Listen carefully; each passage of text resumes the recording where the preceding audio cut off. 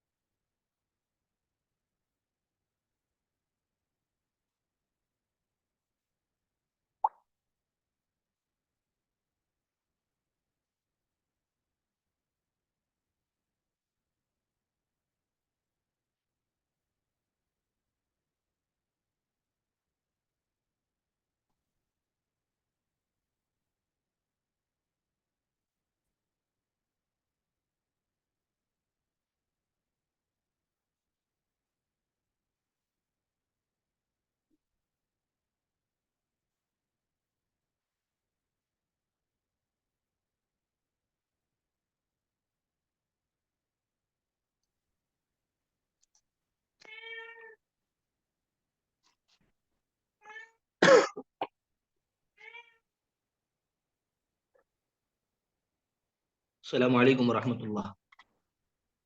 जी वालेकुम अस्सलाम, खैरियत से है? वालेकुम जी अल्हम्दुलिल्लाह, दुआ है सर। और आप खैरियत से हैं सर? अल्हम्दुलिल्लाह। खाना वगैरह हो गया सर? जी खाना हो गया सर? खाना बस अभी मीटिंग के बाद। अच्छा, हमारा चल रहा देखिए सर। हाँ, जैसे हम मगरिब के बाद ही खा लेते हैं, लेकिन आज ये मीटिंग की वजह से लेट। अच्छा।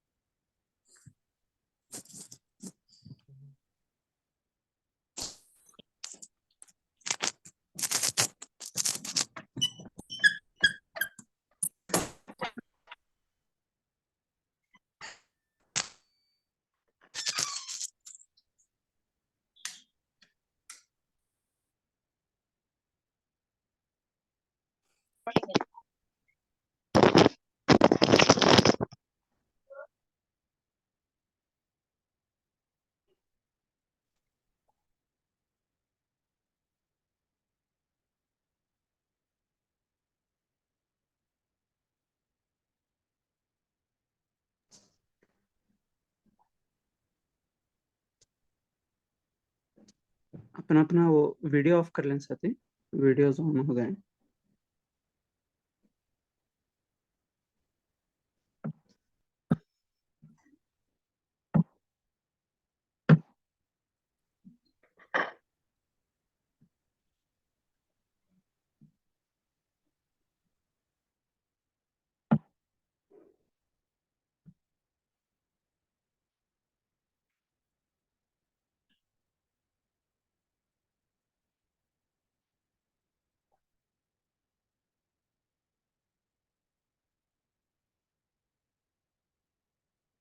मैं चल 10-15 मिनट ज्वाइन करता हूँ। मैं थोड़ा पास को लेने जा रहा हूँ उधर से। बात करूँगी, लेकर के आऊँगी। मैक्सिमम 20 मिनट रहेगा। चलिए, अस्सलाम वालेकुम व रहमतुल्लाहि व बरकातहू। आवाज आ रही है ना मेरी सबको? वालेकुम अस्सलाम। जी आ रही है। स्क्रीन भी आ रही है, राइट? जी आ रही है। जी। तो अभी जो इस चैप्टर में हम बात करेंगे, ज़कात ऑन शेयर, तो बड़ा ही आसान है, इसको समझना मुश्किल नहीं है। तो, तो सिंपल पहले ये समझ लें, zakat is a fundamental pillar of Islam and compulsory on all Muslim who reach the nisab threshold. यानी ज़कात हर मुस्लिम पर फर्ज है जिस जो निसाब को फुलफिल करता है। So if a person accumulated wealth meets the nisab threshold and stays there for a full year, they must pay zakat on it. अगर कोई ऐसा आदमी है जो अपने माल को जमा किया और वो निसाब तक पहुंच गया, साल भर तक, 1 साल तक उसके पास रह गया, तो उसको जक़ात पे करना है ना। कितना पे करना है वो डिपेंड करता है कि उस आदमी के पास कितना टोटल माल। ये तो जक़ात के बाद डिफिनेशन आप सब जानते होंगे, मैं दोहराया इसलिए क्योंकि जक़ात टॉपिक है। लेकिन हम यहाँ जो अभी डिस्कस करेंगे वो जक़ात शेयर पर जक़ात कैसे होता है, सिर्फ वही डिस्कस करेंगे। जक़ात पे यहाँ बात नहीं होगी, बल्कि जक़ात जो शेयर पे लगती है वो बात सिर्फ यहाँ हम डिस्कस करेंगे। तो पहले हम देख ले देवबंद का फतावा, ये इंग्लिश में है। इसका खुलासा ये है कि एक आदमी मतलब 40,000 या 4 लाख रुपया किसी जगह में लगा रहा है शरिया कंप्लाइंट कंपनी में। उसका कहना है कि 2-3 साल के बाद हमको उसमें से बेनिफिट मिलेगा, तो उस पर जक़ात किस तरह से दें। तो यही कहा जा रहा है, जक़ात विल बी वाजिब each year on the capital and on the profits. है कि जक़ात आपको अपने कैपिटल पर भी देना है और नफे पर भी देना है, which you earn on it, जो आप उससे हासिल करेंगे। अच्छा, lunar year is the taken into consideration, जो अरबिक जो साल है उसको आपको फॉलो करना है, इंग्लिश साल को फॉलो नहीं करना है। जैसे मुहर्रम सफर, इस महीने को फॉलो करके आपको जक़ात देना है, ये फतावा में मौजूद है। दूसरा एक उर्दू वाला फतावा है, शेयर की जक़ात। सवाल यहाँ किसी ने किया है, किसी कंपनी के शेयर माहाना खरीदने की सूरत में इस पर साल पूरा होने पर जो रकम है, क्या उस पर जक़ात देनी होगी? जक़ात के लिए कौन सी रकम पर जक़ात अदा करनी होगी, जो साल के आखिर में मौजूद हो या कोई और रकम? नेज़ ये कि ये शेयर्स 3 साल तक इस्तेमाल नहीं हो सकते, यानी आपके हाथ में नहीं तो इस पर जक़ात है या नहीं, ये उनका सवाल है। जवाब इसका ये दिया गया है कि ये वाज़ेह रहे कि ज़कात का असल सरमाया और मुनाफा दोनों पर लाजमी होती है, लिहाजा शेयर की असल रकम यानी शेयर्स की कीमत खरीद और शेयर से हासिल होने वाले मुनाफा दोनों पर ज़कात देना लाजिम होती है। नेज़ साल मुकम्मल होने पर तमाम शेयर्स की जो मार्केट वैल्यू है, जो मार्केट वैल्यू, इसको याद रखिए, जो मार्केट वैल्यू है उस पर ज़कात लाजिम होगी। नेज़ अगर आपने किसी ऐसी जगह शेयर्स खरीदने में रकम लगाई है जिसमें 3 साल तक आप उस रकम को निकलवा नहीं सकते, तो भी कुल मार्केट वैल्यू पर ज़कात लाजिम होगी। ठीक है, ये इससे फतावा से ये क्लियर हो गया है कि जो शेयर है उस पर ज़कात आपको देनी होगी। अगर आप साहिब निसाब तक पहुंच गए हैं, सारा माल आपका मिलाकर, इसमें शेयर में लगाया हुआ माल भी आपको ऐड करना है। अगर वो फुलफिल कर रहा है, निसाब तक आप पहुंच रहे, तो आपको ज़कात देनी होगी। ये क्लियर हो गया। ठीक है, अब सर आगे चलते हैं कि इसको देना कैसे है। आपकी आवाज थोड़ा सा, जी, मेरी आवाज आ रही है सर? आवाज बहुत धीमी है आपकी। थोड़ा सा अगर आप जोर से बोले। जी, अच्छा धीमी आ ठीक, रही है। आवाज क्लियर है? तो यहाँ तक नहीं, समझ में आ आवाज गया ना सही कि है। ज़कात देनी है की बात क्लियर हो गई है, ज़कात देनी है। ठीक है, आवाज ठीक है अभी? जी ठीक है आवाज आपकी। हाँ, अब हम देखते हैं कि इसको देना कैसे है। ठीक है, तो there are mainly 3 main ways in which you can work out how much zakat to pay on your share. 3 तरीकेकार है ज़कात शेयर पे करने के। 3 तरीकेकार है।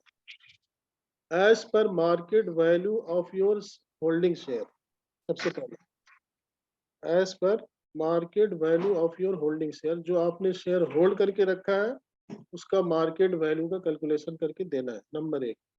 इस पर डिटेल में हम आगे चल के चलेंगे।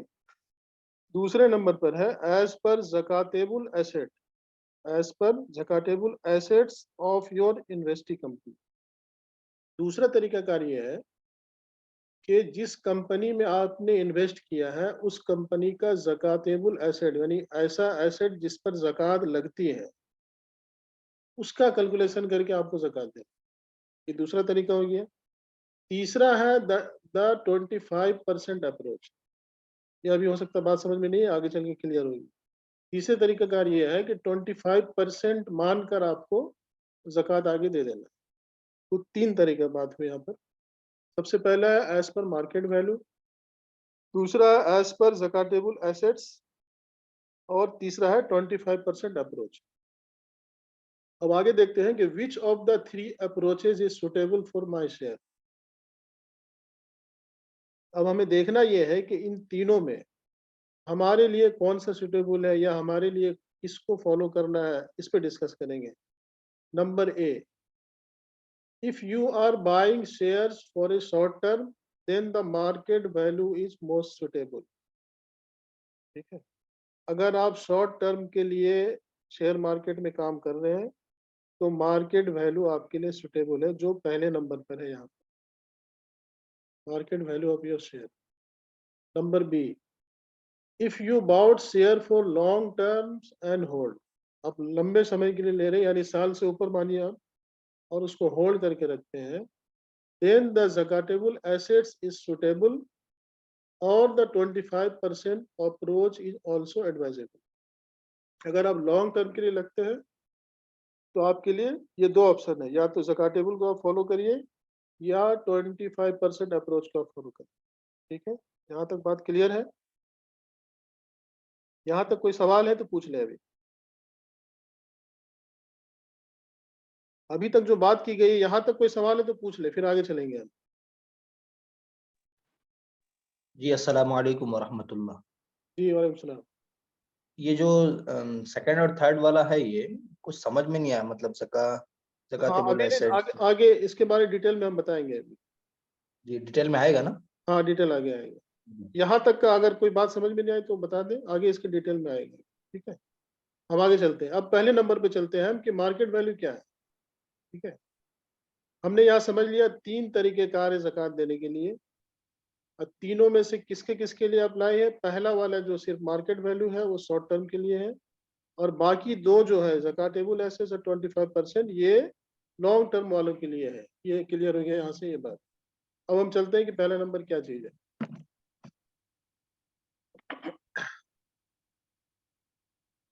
ये है मार्केट वैल्यू। मार्केट वैल्यू क्या होता है? अब ध्यान में रखिए, मार्केट वैल्यू उसके लिए जो शॉर्ट टर्म के लिए ट्रेडिंग करते हैं, उनके लिए है ना।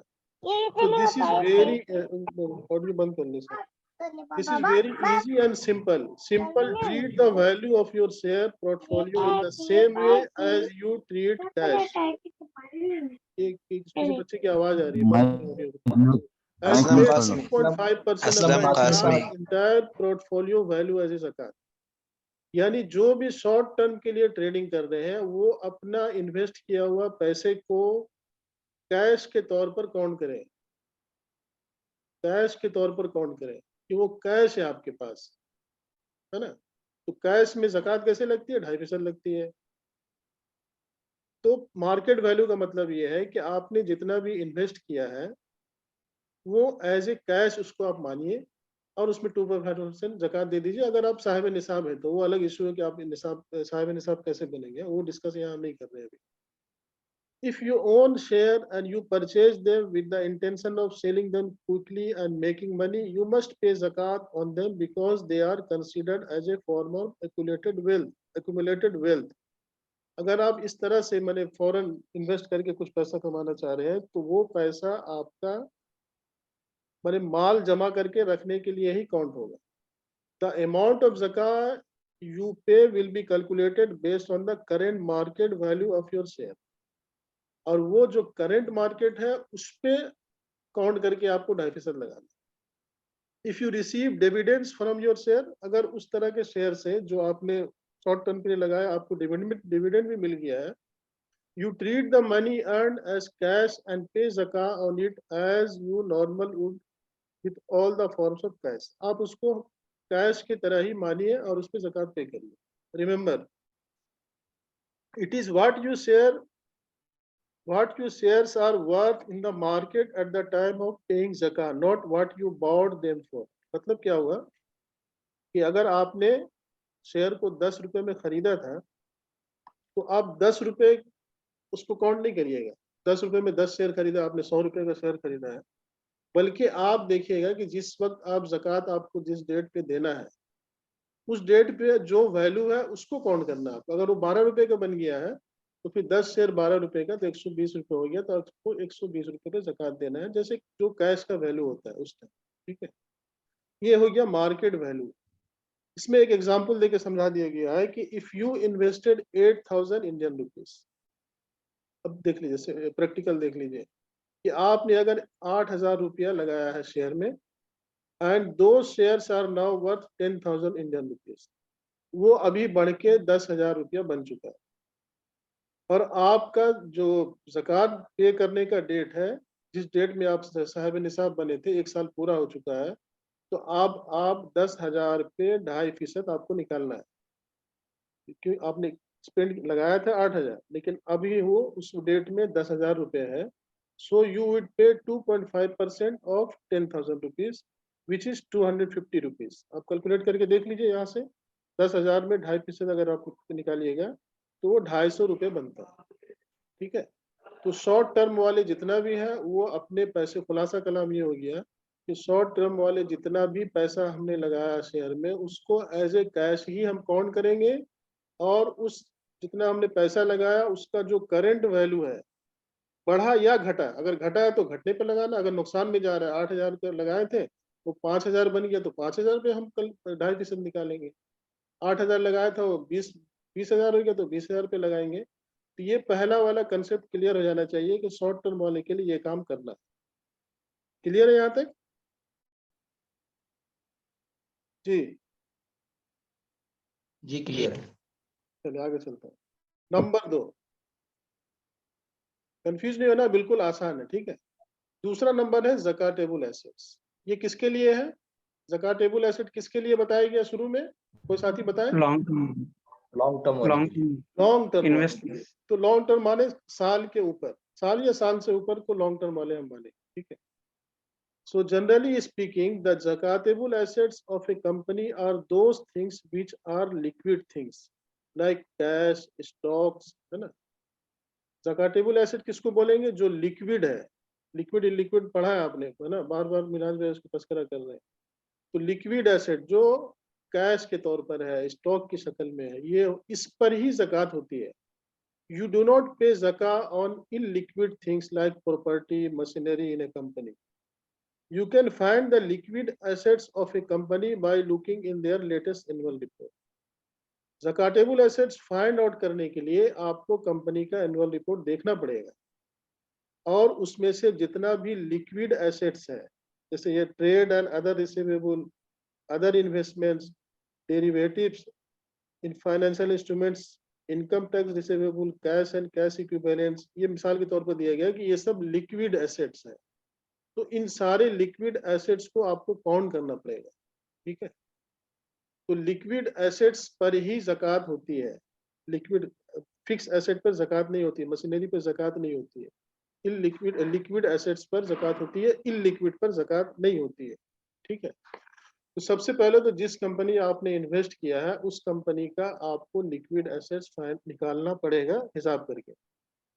तो हमने एज ए एग्जाम्पल एक यहाँ एग्जाम्पल करके लिखा है, हिसाब करके समझने के लिए।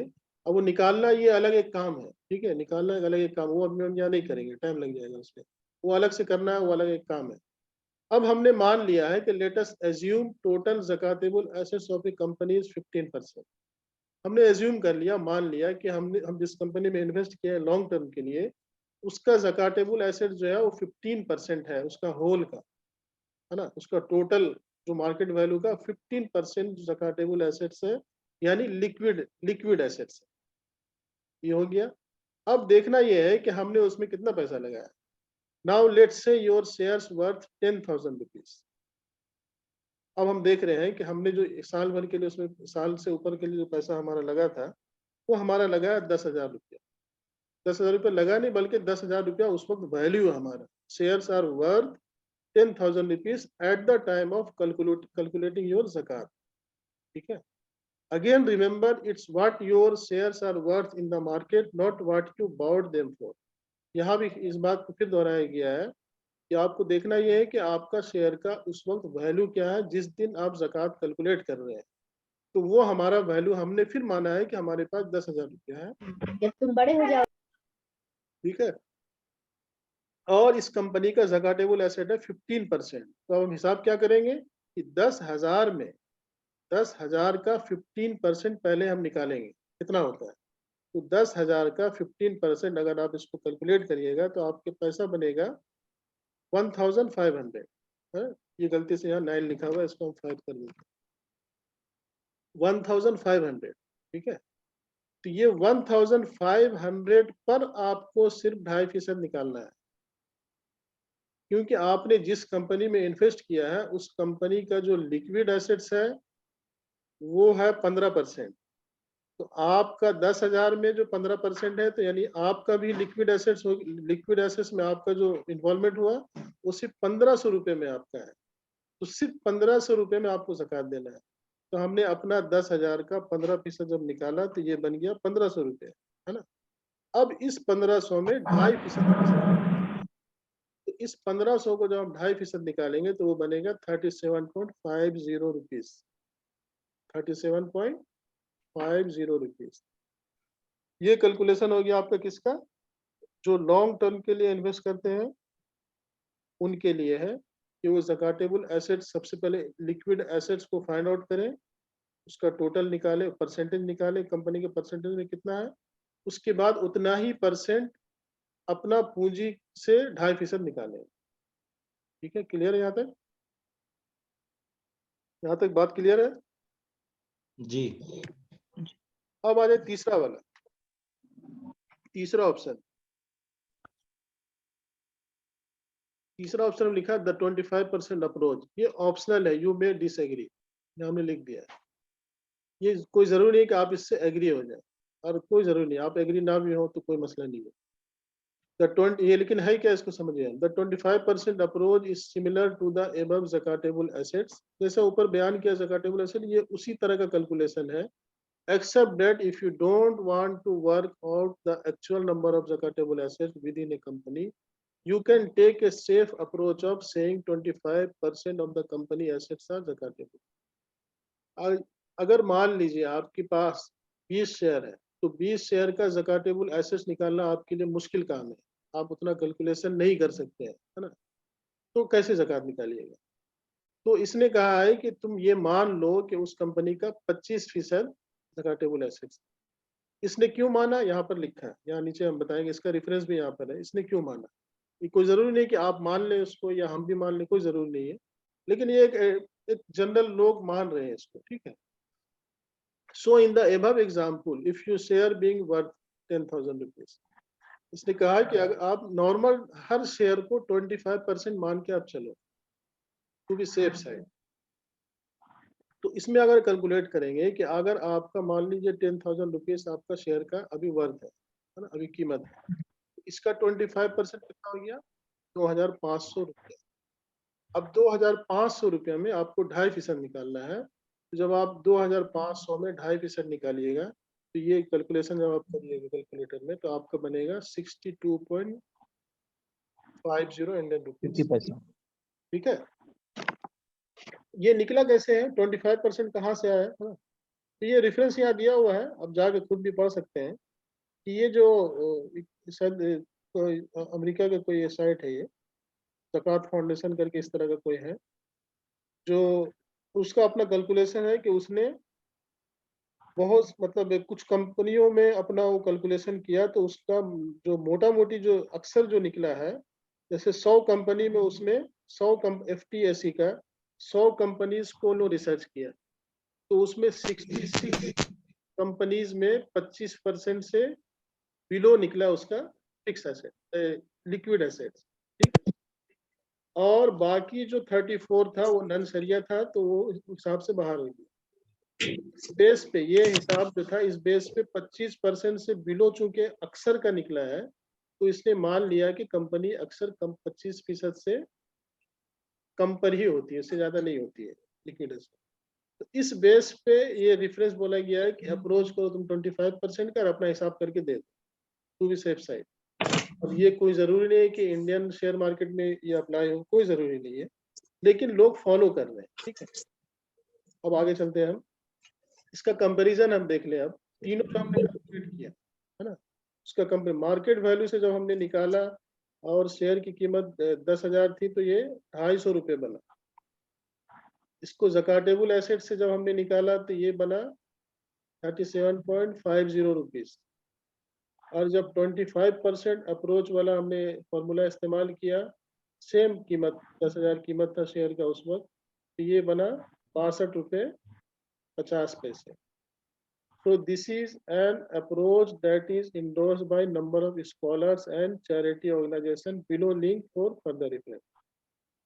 ये एक तरह का मतलब जो डिफरेंट ऑर्गेनाइजेशन है ज़कात वाले भी, जो ज़कात फाउंडेशन जितने सारे लोग हैं ना जो ज़कात लेते हैं, उनके साइड पर भी ये कैलकुलेशन इस तरह से बताया गया है और बहुत सारे स्कॉलर्स भी इसको मानते हैं। ठीक है, अब ये कोई ज़रूरी नहीं है कि आप भी इसको मान लें। अगर आपको अच्छा लगता है तो आप 25 को लेके फॉलो करें, और आपको कैलकुलेशन करना है पूरा तो ज़कातेबुल एसेट्स को लेके आप पूरा कैलकुलेट करें, फिर अपना शेयर का ज़कात निकालें।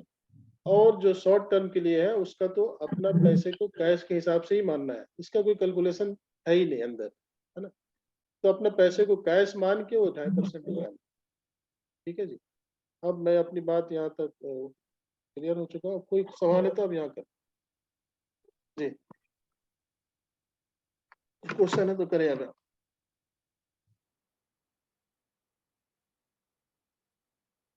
क्लियर है सर, अल्हम्दुलिल्लाह। बाकी आप लोग दूसरे जने जोर से बोलिए, और भी साथी बोले, एक ही साथी बोलते हैं बस। एक चीज इसमें एक चीज पूछनी थी।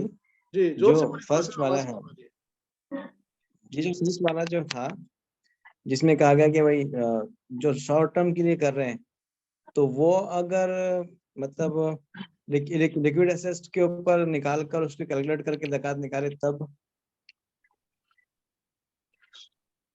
तब तो मतलब ये बचना चाह रहा है वो आदमी ना। हाँ वही, अगर कोई बचना चाह रहा है उसके लिए तो हाँ तो क्यों बचना चाह रहे हैं, पैसा लगाइए ना। क्योंकि वो उसको एज ए कैश ही मानने के लिए कहा गया है, और लोग उसको एज ए कैश ही मान रहे हैं। वो ये रिकमेंडेशन तिजारत है, के उसूल जो है, रिकमेंडेशन है एक। तिजारत का जो उसूल मतलब जिस तरह से इन्वेस्ट करके तिजारत में पैसा लग जाता है फिर वो चलता है, वो फुलफिल नहीं कर रहा ना, इसीलिए उसको बोला जा रहा है उसको एज ए कैश ही मानो आप। अच्छा चलिए, और इसमें एक दूसरी बात भी थी कि लिक्विड एसेट्स की लिस्ट थोड़ी सी वाज़ेह तौर पे अगर बता दी जाए। हाँ ठीक, ये एक अलग चैप्टर है। ठीक है, ये जो आप बता रहे हैं ना, ये एक अलग चैप्टर है। जी फिर वो हम असल में हमको समझना था कि ज़कात मतलब ज़कात शेयर पे कैसे निकालना है, वो क्या चीज़ वो समझना है। इसको करने के लिए अलग से क्लास होगा तो उसमें बताया जाएगा कैसे निकालना है। नहीं, मतलब ये लिस्ट में इन चीजों को ही निकालना है कि और भी कोई चीजें हो सकती है इसके अंदर? हाँ लिक्विड एसेट हो सकता लिक्विड है, और भी एसेट्स। कोई डिटेल में जाए तो और भी कोई लिक्विड एसेट उसको मिले। अच्छा ठीक है, जज़ाकल्लाह, ये दो ही चीजें थी। ठीक जी,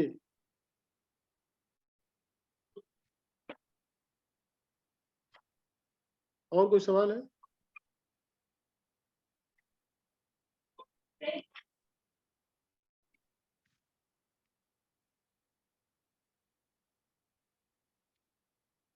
आवाज आ रही है ना मेरी? जी जी आ रही है। आ रही सर, शायद क्लियर है सबको, इसलिए नहीं पूछ रहा हूँ। अभी इसमें एक काम ये कर लेना है, अगर आप लोग इससे मतलब इत्तेफाक कर रहे हैं तो ये जो 25% वाला मसला है ना, अगर हम भी अपने इंडियन कंपनी को थोड़ा सा वर्कआउट करें और देखें कि मोटा मोटी कितना परसेंटेज के बिलो तक ही अक्सर कंपनियों में लिक्विड एसेट्स निकल रहा है, तो हम भी अपना एक थोड़ा सा मोटा मोटी फिक्स कर लेंगे, थोड़ा सा सेफ साइड लेके और ज्यादा ले लेंगे हम, ताकि हम थोड़ा सा ज्यादा ही पैसा निकाल लें, मसला नहीं है ना। 25 की जगह हम 30 ले लेंगे, 40 ले लेंगे, ताकि हम ज्यादा हिसाब किताब ना करें और अपने पैसे को थोड़ा सा ज्यादा ही निकाल दें। देखिए इसमें मार्केट वैल्यू में तो आपको पूरा 2.5%, आपका पूरे पैसे का 2.5% निकल रहा है। इसमें आपका पैसा 10,000 में से मेरे ख्याल से 2-3 हजार में ही आपको कैलकुलेट करके बहुत कम निकल रहा है, और 25% में और भी ये भी कम निकल रहा है। ठीक है 10,000 रुपया सब जगह, लेकिन इसमें सिर्फ 62 रुपया, इसमें 37 रुपया, इसमें 250 रुपया। तो 250 रुपया तो सबसे सेफ हो गया, एकदम बिल्कुल पाक साफ हो गया, कोई मसला नहीं है। तो ज़कातेबुल एसेट में अगर मान लीजिए इसमें हमको 18 था या 15 था, हम इसको 30 मान के चल जाएंगे, हम इसको 40 मान के चल जाएंगे, थोड़ा सा और बढ़ जाएगा, है ना। तो बिल्कुल सेफ रहेगा। बहुत कम पैसा निकालना, कोई बहुत ज्यादा पैसा नहीं निकालना है। तो इसीलिए इसमें बचने की कोशिश ना करें, बल्कि हम लगाने की कोशिश करें। और ज़कात तो ये तो इबादत है ना जी, ये तो इबादत है। अगर हमसे अल्लाह ज़कात निकलवा ले रहा है तो ये तो बहुत बड़ी बात है कि इस्लाम का एक पिलर है जिसको हम फुलफिल कर रहे हैं। तो थोड़ा सा ज़्यादा निकालने की कोशिश करें, लेकिन इसके बावजूद भी हम सेफ साइड रहने के लिए पहले हमें कुछ पता लगा लें कि कितना परसेंटेज अक्सर होता है, तो उसके बाद हम उसको फॉलो कर लेंगे, अगर ज़्यादा हिसाब किताब करने से बचना है तो। अगर हिसाब किताब कर सकते हैं तो मोस्ट वेलकम, आप हिसाब किताब करके करिए। ठीक है मिनहाज भाई, थोड़ा लेट से आए। मिनहाज भाई कोई सवाल है क्या अभी? मैं एक मिनट।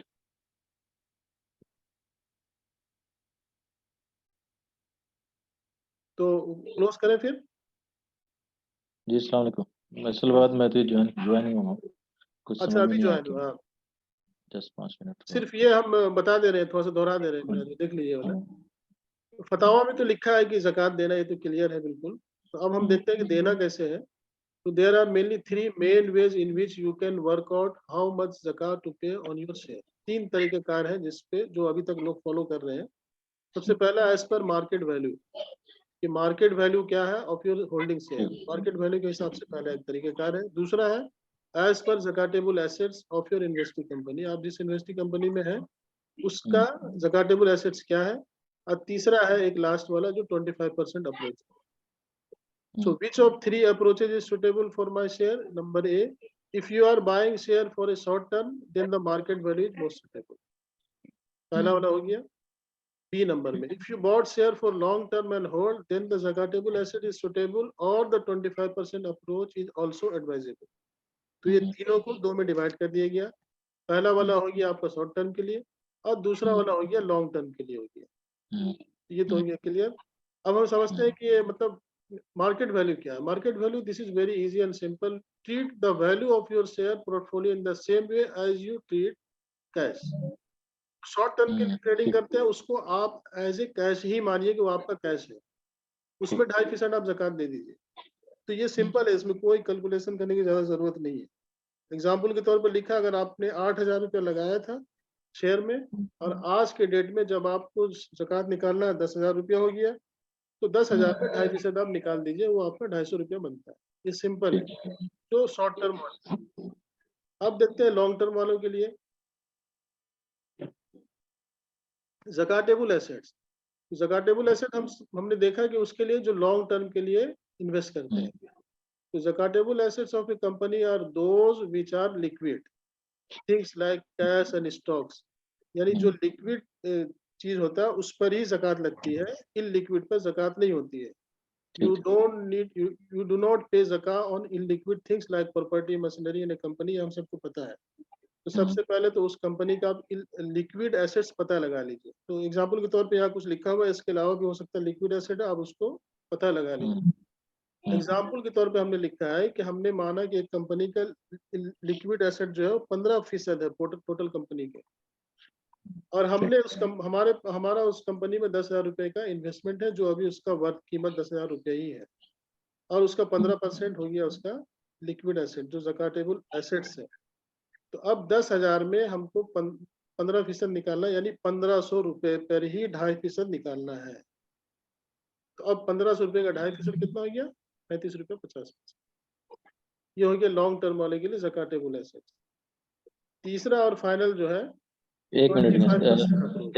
एक मिनट तब थोड़ा पीछे थोड़ा सा। हाँ तो ये 10,000 रुपया मतलब हमारा उस कंपनी में जो है ना होल्डिंग है, तो 10,000 रुपये 15% होगा ना? 10,000 रुपए का 15% अच्छा अमाउंट ज़कात पर बोले, 2.5%। हाँ समझ गया। ओके ठीक ठीक है ना? हाँ ठीक। हाँ।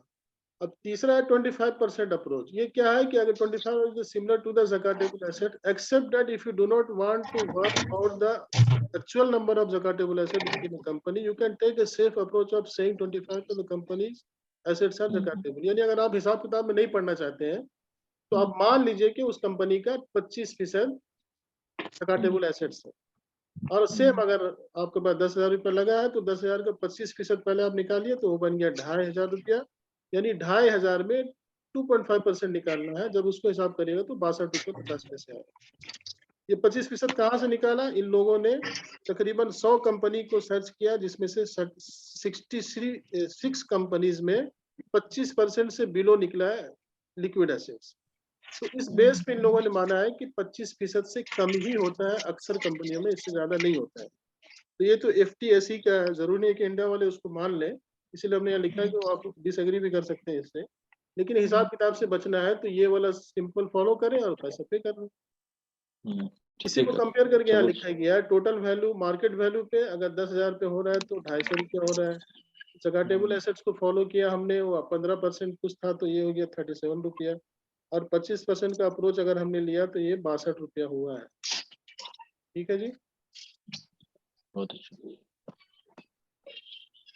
मीटिंग खत्म होने वाली है, कोई सवाल तो कर ले, उसके बाद क्लोज करते हैं। जी अफ्ताब भाई, एक सवाल ये है कि लिक्विड एसेट जो आपने बताया अभी, जिनकी फहरिस्त है तकरीबन 5-6, वो क्या क्या है वो बताइए।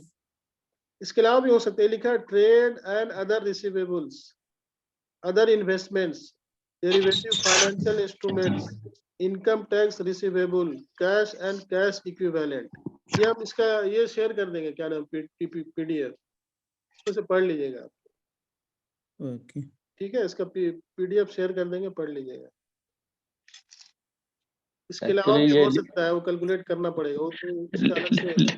लिक्विड एसेट जानने के लिए जो लिक्विड एसेट जानने के लिए आप जो है ना वो अपना इस्लामिक स्टॉक है ना, आप हाँ, उसमें भी किसी मिल सकता है। बस फाइनल मिल जाएगा। नहीं, उसमें तो सब कैलकुलेटेड है ना। हाँ, उसमें भी मिल सकता है आपको, कितना परसेंट है तो वहाँ लिखा रहता है। बिल्कुल बिल्कुल, वहां से निकाल के बस अपना फाइनल। मनी का उतना परसेंट निकाले, उसके बाद 2.5% निकाले। हमारा अब हम बड़े लंबा चौड़ा हिसाब से बच गए, वहाँ पे निकाल बिल्कुल, दीजिए। सही याद दिलाया आपने, वहां भी वो लिखा हुआ रहता है। परसेंटेज लिखा वहाँ पर तो। ठीक है जी, ठीक, ओके, अल्लाह हाफिज, अस्सलाम वालेकुम। चलिए इसको रमजान से पहले एक दो बार जो है ना, और इसको एक बार क्लास ले लीजिएगा। हाँ, इंशाल्लाह। और जी, क्लास होंगी ना सर? हाँ हमारी कंटिन्यू करेंगे अपनी इंशाल्लाह। क्लास होंगी ना? ठीक, हाँ ये खत्म होने के बाद वो कंटिन्यू करें। चलिए ठीक है, अल्लाह हाफिज, अस्सलाम वालेकुम। जी वालेकुम अस्सलाम। 10:30 बजे।